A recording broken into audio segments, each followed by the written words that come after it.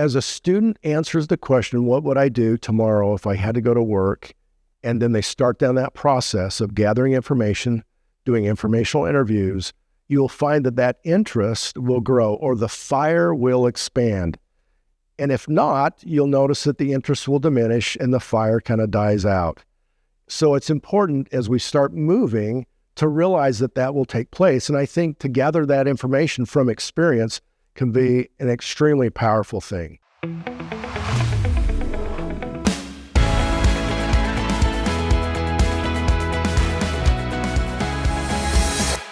It's important that we get information from the best resources. This idea of good information makes for good inspiration. And people that are in that career and doing well in that career, I think constitutes one of the best places to get good information. When you go online, try to get sites that you refer to that maybe the company website, something that's an EDU website, a GOV, some of those that would be more credible. And maybe there's trade journals that really where you can get some good information.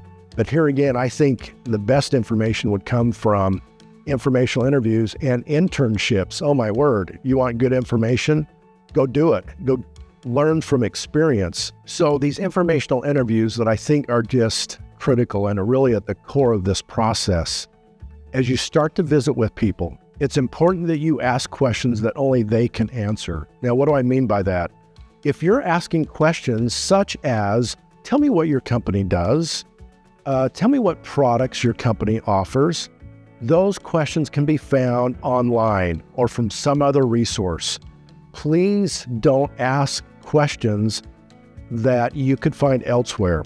Ask questions that only they can answer. Now, some examples. One of my favorites is, what do you know now? It could be after 10, 20 years of being in the business world or in a certain career. What do you know now that you wish you would have known when you were a student like me?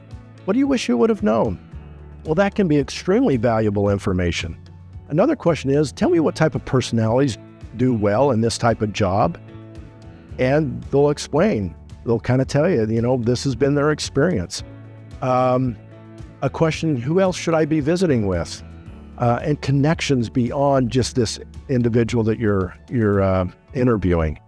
I think about questions dealing with trends. Now, some of that can be seen or learned outside, but I think the trends, how's that impacting his job? I think that can be another valuable question, but try to ask questions that only they can answer. Now, one thing to keep in mind, when you are interacting with a company or someone who works at that company, that is a screening interview. Now, what do I mean by that? You're being evaluated. So you think, well, I'm waiting for the interview, the job interview. The moment you email somebody in that company and any communication with that company, that is a screening interview. You're being evaluated. So it wasn't surprising to me that I had students that did an amazing job with informational interviews and setting them up, doing their research. So I was not surprised when these students got internship offers or job offers. Stay in touch because eventually we'd love to hire you. So keep that in mind that you're always being evaluated as you interact with these companies. I love early internships. The ability to get an internship is much like getting a job. It's almost the same process, but those early internships, I would do an internship every semester that you're off, and I would do it unpaid. It's some of the best education you get, and it's for free. Just think about that. So early internships, now you're coming back and go, it's not what I thought it was. Wonderful.